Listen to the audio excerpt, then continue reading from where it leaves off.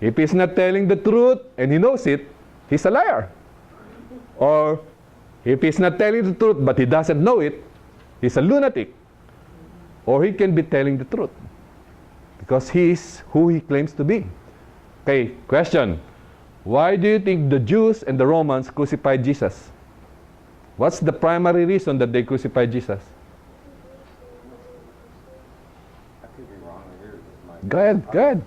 I believe because they were seeing him prophesize that he was calling himself the Son of Man or the Son of God, and Yeah, that's actually the answer. He claimed to be the Son of God. right. Now, during that time, during the parlance of that time, if I claim to be the Son of God, I make myself a deity. I claim to be God. So when Caiaphas, the high priest, said, "Who are you?" during the trial, "Are you the Christ, the Son of God?" What did Jesus say? Jesus said, "You said it yourself." And then Caiaphas said, "What proof do we need?" He broke his robe and said, "What proof do we need? Crucify him." Now, that's the reason they crucified Christ. Because he claimed to be God. So either he doesn't know what he's saying, he's a lunatic, or he's definitely deluding people, he's a liar, or he is who he claims to be. And you know what? He validated his claims through the many things that he has done. Even John said, if he has to write everything that Jesus did, it will fill up all the libraries in the world. There's just too many things he did, too many miracles to validate what he's done. And they're all historical. Okay? Where am I? So just let's be careful with being superstitious in interpreting or in reading the word of the Lord. Like I said, look at the literal context first. If that will suffice, you don't have to go to the figurative. You don't have to. Although sometimes it may. Now, if there seems to be a contradiction, most probably it's a paradox. It's not a contradiction.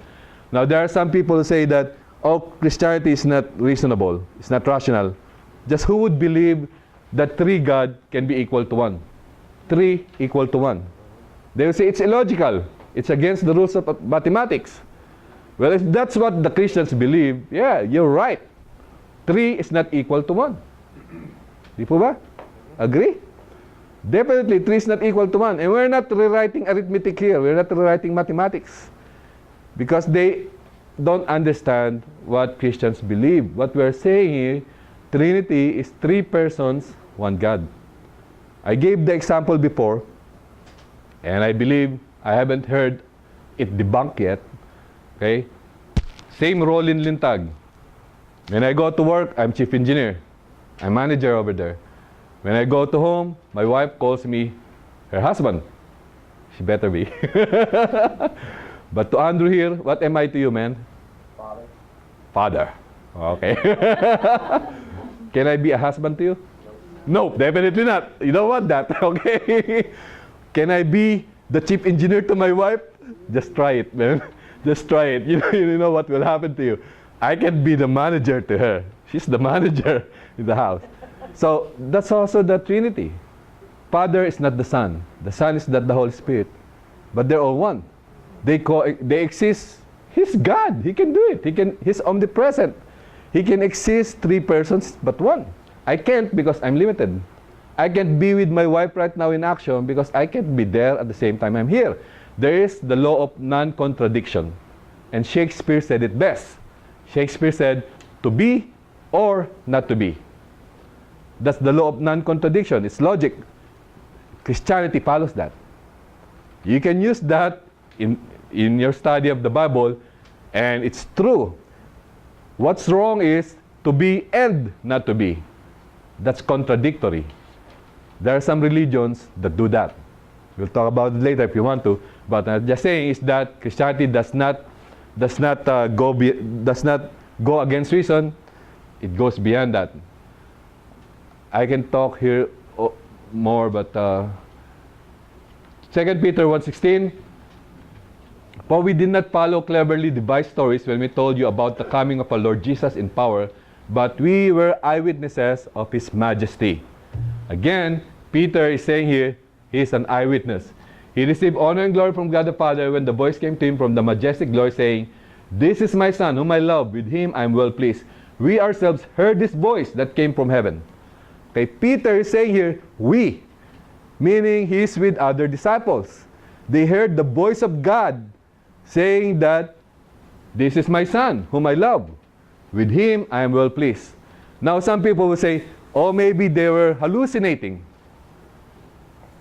Okay, my question is, for 3 or 4 people to hallucinate exactly the same thing? Is that possible? When you hallucinate, that's idiosyncratic, meaning it's just you. It's just you. When I'm hallucinating, I'm seeing things that are not there, that are not real. It's just me. It cannot be something that the others will share. But he said there that they heard the voice. They heard, they saw, they are eyewitnesses, they were right there, and they testify about it. Okay?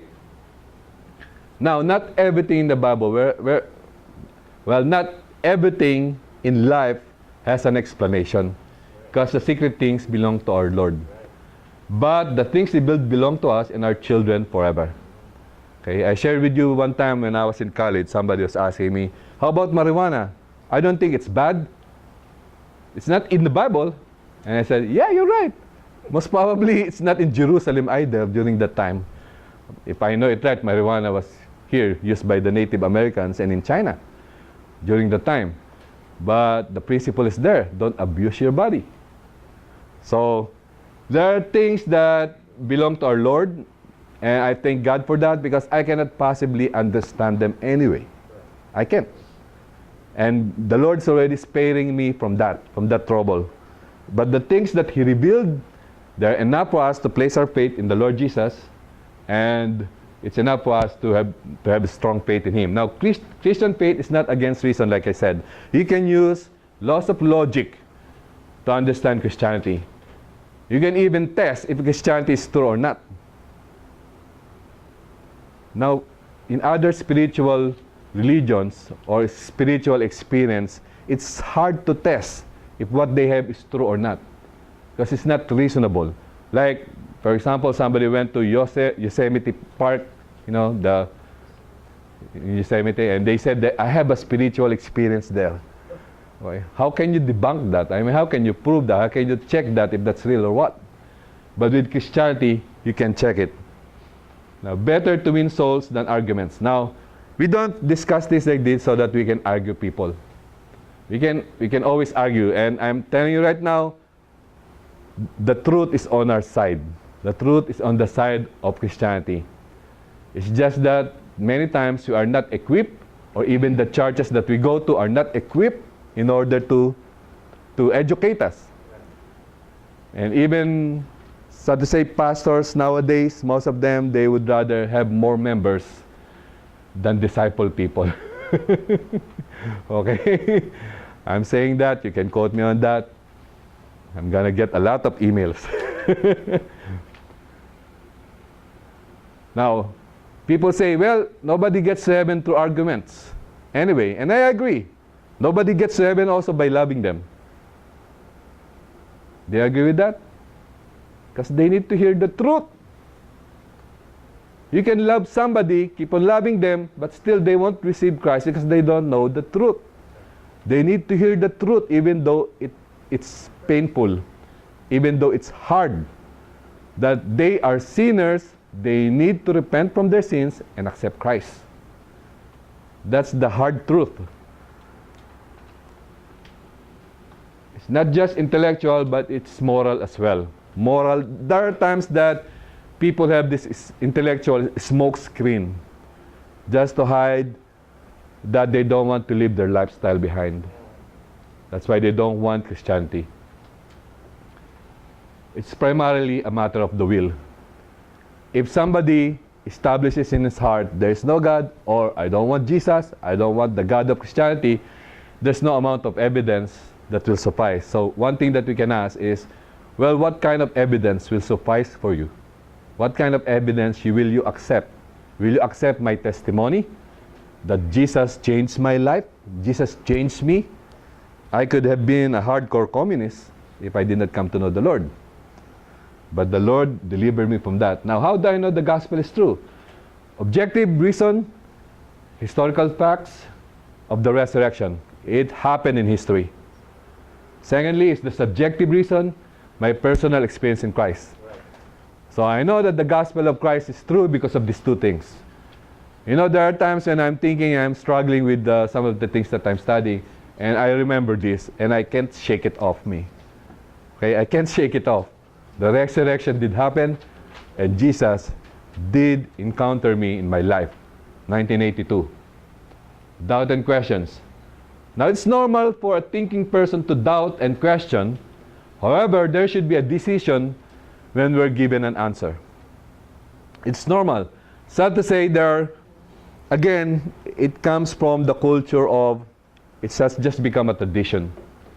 If Christianity is just a tradition, people grew up from that, and they ask questions. Sad to say, not only that the older ones are not equipped, but they even put them down and say, don't ask questions like that. You might lose your salvation. So there are Christians like that who have, instead of addressing the doubts and the questions, they're actually just hiding from it. You know, my philosophy in life is, if I can't answer it, I can't answer it. Now, why do I need to know everything anyway? I'm not that smart. Even if I'm smart, I cannot possibly know everything. Okay? That's why the person who says there's no God, to me it's arrogant for him to claim that. I gave you an example. I can claim there's no Australian in this room. Is that correct? Are you an Australian? No. Okay. Okay. So I'm correct in saying that, isn't it? There's no Australian in this room. Now if I say there's no Australian in this building, now I'm a little bit pushing it already. I don't know for sure, but if I make the claim there's no Australian in this building, what do you think of me? I'm assuming. Isn't it? Now if I say there's no Australian in the whole Jacksonville, if I say there's no Australian in the whole Arkansas, now there's now a big probability that I'm wrong. Because I cannot prove that. I have to know everything in order to make such a claim. Because it's an absolute claim. So if I say there's no God, why? Have you been to all the corners of the universe? But I can't find him. You talk to him. Oh yeah, I talk to him in faith. But can you substantiate that there's no God? Have you been to all the corners of the universe for you to say that? Have you looked at every corner that God is not there? I don't think so. You need to have absolute knowledge to be able to make an absolute claim like that. And then they will turn to us and say, oh, it's hard to argue from the negative. How about you? Prove to me that God exists. I am the proof that God exists. Do you honestly think that I came like this without being designed? I'm an engineer, man. Talk to me about design. I know it took many engineers to design this thing. And like I said, I am more complicated than this. My brain alone is more complicated than this. I'm an electronics engineer. I can explain to you some of the things on how this thing functions. But I cannot explain to you everything that the body does. Now, doctors will say, oh, we understand. Oh, really? When you do surgery, do you really think you have fixed that person, or you just rely by faith that the body will fight the germs and come out of it? Because that's what they do. They will do all they can. They will do all the fixing they can do. That's why they make you sign that waiver that if you die, you cannot sue them. If they're so sure that they can restore you back to health, why do you need to sign that? Diba? Isn't it? So, I'm just saying that I don't think there's anybody here who knows everything. Now, Blaise Pascal, he is a scientist. Blaise Pascal, he put out this wager, and he said, between there's a God and there's no God, I will go to the side of God. Because it's safer. It's just stupid to claim that there's no God. What if you're wrong? There's a God. Well, what will happen to you? You'll go to hell. But if you believe that there's a God and there's no God, what will happen to you? The worst that could happen to you, you live a life that's morally good, that you followed your conscience, and that maybe you did not do the bad things that people seem to enjoy. I don't think so. When you do something bad, you will suffer the consequences of it. There's no such thing as you can escape judgment. No such thing. Why do you believe what you believe? There's always a reason why people hold on to their beliefs. There's always a reason. If they say there's no God, it's possible that they just don't like God, that they hate God. But it's silly to hate something that you don't believe exists. Isn't it? It's silly. So they will just say that, no, I don't hate God because He does not exist. I'll just kick Him out of the door. I just don't want Him in my life. Like I said before, sometimes people will say there's no God. They're like abandoned children who, because of their hatred for their fathers, it's easier for them to deal emotionally that their father did not exist at all than to know that their father exists, but he does not love them. Isn't it? Most of these people who say they're not Christians, they're actually Christians without Christ. Intellectual skepticism is preceded by emotional pain. Again, that's been observed by there are many philosophers, pastors, evangelists who have observed this, that people become intellectually a skeptic because of the emotional pain that they suffered. It could be that they suffered from the hands of a pastor, or their own father who is supposed to set a good example to them did not do so. Let me give you a story. This is a real story. He's my friend. I will not mention his name, but he's a dentist in Russellville. We met in the orthodontics office actually. He's trying to share the gospel to me. And I'm just letting him do it, okay? I just let, oh really? And just for fun, he's trying to share the gospel to me. And then later on, okay, don't sweat it out. I told him already, I'm already a believer. And then we talked, and he shared me his story. He said that when he was 12 years old, his favorite sister, little sister, small sister, about 2 years old, got hospitalized in St. Vincent Hospital. And he was there with his father on the bedside, praying, reading the Bible, and claiming that God will heal his sister. But after a month, his sister died. And he said, I remember pretty well then, I was 12 years old. I walked out of the door from St. Vincent, and he said, there is no God. God is not true. God does not exist. And then he went through dental school. And he studied in Ouachita College. And they learned about evolution, they learned about a lot of things. But when he was studying microbiology, he said, I can't believe this is just by chance. This must be designed. I mean, the cell is so complicated. But still, he knows it up here. Still, he believed there's no God. Until he got married, he got divorced, and he said he wanted to commit suicide. And then his life turned, because something in him told him to start reading the Bible. And he read his Bible, and he found Christ. And he cried, and he said he read the whole Bible in 1 week. And I said, wow, brother, you read the whole Bible in 1 week? That's amazing. He's a dentist, and he is inviting me to join him every Saturday together with his family. They're all lined up there at the abortion clinic, praying and interceding for the women who come there. Their youngest child that they adopted was actually the child of a mother whom they persuaded to keep the child. And when she gave birth to the child, they adopted the child. Okay? It's one of my Facebook friends. And I'm just saying, an emotional pain preceded his skepticism. And there are many people who are like that. There are many people who are like that. They cease to believe in God because of the pain that they have to go through. So one question we can ask them is, have you always felt this way, or did something happen that caused you to change your beliefs? There's a preacher whose name is Templeton, who later on became an agnostic just because he cannot wrestle with the issue of evil in the world.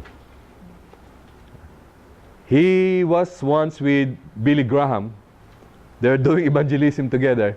But later on, he just left Christianity. Just because of the pain that he has to go through. Wasn't able to cope with it. And I don't think it's because he was convinced here, but because he can't settle it here. That's where he failed. He can settle it here because of the pain. Now, the unsaved want to see not only the message is authentic, but also the messenger. Now, what would you think if I'm talking to you about love, and you don't see me love my son, you don't see me love my wife, that I'm a wife beater? Do I beat you, man? No, maybe in chess. Just ask my kids. It's gonna be very hard for me to stand here. In fact, I will decline if I cannot live up.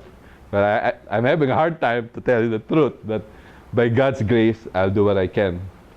Creation-wise. Now, I just put it here, it's a cartoon. All those guys over there, they're scientists. Sir Francis Bacon, Johannes Kepler. If you remember your astronomy, Johannes Kepler. These guys are believers. Like I told you, that the notion that science and the Bible are at odds with each other, it's a fairly recent idea. Okay? Fairly recent idea, 1800s. Okay? Though the first scientists were actually Bible believers, and those are a few. They did not find there's any problem with science and religion, for that matter. Now, let me ask you again. Why is it that modern science came out of Europe? Why not in China? Why not the Incas? Why not the Mayans? It's because of the Christian mindset that they have.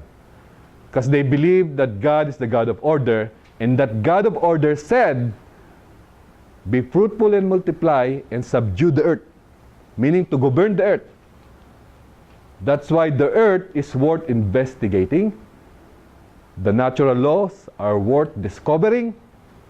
And that's exactly what the believers did. Mendel was a priest. He's the father of genetics. They just obeyed the God of the Bible. That's why they discovered the laws of nature. So the first scientists actually were believers. Okay, any questions? Yes, sir. What's the difference between agnostic and atheist? An atheist, and there are very few atheists actually. The real atheists, there are very few of them because it's a bankrupt philosophy. It's very hard to establish. They maintain that there is no God. Like I said a while ago, you need to have absolute knowledge in order to make an absolute claim like that. Okay? It's just tough. It's just tough to argue from the point of an atheist. So there are very few real atheists. There are few who I know are philosophers or who have really defended their side. But most of the internet atheists that you see, especially in YouTube, they're not really atheists. Most probably they're agnostics. Now agnostics, like Benjamin Franklin, an agnostic is somebody who believes there's God, but he cannot possibly know him. And he won't believe that there are revelations of God to man, like the Bible. So agnostics, they cannot defend the no God notion, but they believe there is a God, but they don't know exactly how to approach that God, who is that God, and that God has revealed and has invested in the lives of men. Now, I would ask right away that if there is a God, and He's the one who is the cause, the ultimate cause of everything, He will be invested in His creation. He's got vested interest. I gave the example of if your wife cooks you some food, she's vested on it. You better like the food. Okay? You better like the food. Even if it is a burnt offering, you better like it. You better eat it. Otherwise, she'll get hurt because it's her creation. Now, the God that we believe in is a personal God because His creation is personal. It's amazing how this God that we believe is both very good in mathematics and at the same time very good artist. Great artist. Very hard to find that together in one person. And He's personal because He's got love. Now, if He's a person, the danger with that is you can possibly make Him angry. If He's a person. He's not a cosmic force like the God of Yoda. Okay? Star Wars, the Force? No, I don't think so. That's not true. I don't think that's the kind of God that we have. The kind of God that we have is the God who created all things. Now, one thing that I usually ask is, if there's no God, why is there mathematics and why is nature so mathematical? Even the trees can be explained mathematically. The branch of mathematics that governs the branches of the trees is called fractals. Fractals, it's fractions. Okay? But there's a branch of mathematics that describes the branches of trees. Why is it so mathematical? Huh? Because God created it. There's a mind behind it. There's a mind behind nature. Like I gave you the example of the eye. Just the eye for itself. I'm a video engineer. I work in broadcasting network since 1985. It's so hard to put up a beautiful picture. Even that kind of a picture. Especially if it's colored, you have to worry about registration. The luminance and the chrominance should match. It's hard to do that. It's not easy. There are 525 lines for a standard definition. There's a 1080 lines for a high definition TV. It's hard to do that. There's so many parameters that you have to tweak right in order to come up with a good picture. But our eyes is a very good analog camera. It's analog. The TV that we're looking now is digital. It's easier to process digital than analog. But the eye, what you see is also what others see. Unless there's something wrong with your eye. Okay? But generally, if your eye is normal, you see, I see the red Batangas on your shirt. If somebody here says, oh, that's green, and everybody saying, no, it's red, you've got color blindness. Okay? But for this eye to be right and to be, the reason why I'm saying is that light reflects there and goes back into there, and my brain interprets what it's saying. It's a very good camera. Somebody designed it. It's gonna be hard for me to be convinced that it just came out by chance. Yes, sir. I've been having this on my mind since we were talking about how science Yes, is sir. trying to prove the Bible wrong. Uh-huh. The more they try to prove it wrong, the more they're finding that it is true and evidence and facts. Just thought I'd share that because I learned that and I thought that's really amazing. You know what's cool? The discoveries in astronomy right now, they're pointing more towards God. Like when they came up with the Big Bang Theory, that everything started from a small dot. That's exactly what creation is. From nothing, boom, everything came out. And they were able to substantiate the theory when they observed the red shift on the stars. Red shift meaning, like for example, ambulances going away from you. Do you hear a drop in tone, in pitch? When the ambulance is going closer to you, Doppler effect, that's what they call it. When the ambulance is coming towards you, you hear an increase in pitch. When it's going farther away from you, you hear a decrease in pitch. So that's also what's happening. The stars are moving away from us, so there's a shift in light. They call it the red shift. And that's happening everywhere. The stars are just moving away. So at some point in time, they were all in one point. That's why they came up with the Big Bang Theory. If there's a Big Bang, there's a Big Banger. Diba? Isn't it? Yeah. And they say, okay, what caused God? Just like asking the question, how many corners are there in a circle? Because it's axiomatic. Axiomatic is self-evident truth. We're just listening to an audio. What if I tell you that I have here on my pocket a square circle? Would you believe me? Would you believe me? It's a square circle. Is there such a thing as a square circle? No. The same way that if God is God, then He is the ultimate cause of everything. He's the unmoved mover. He's not an effect. He's the cause. He's the ultimate cause. Okay? Questions? Okay, we'll go to prayer.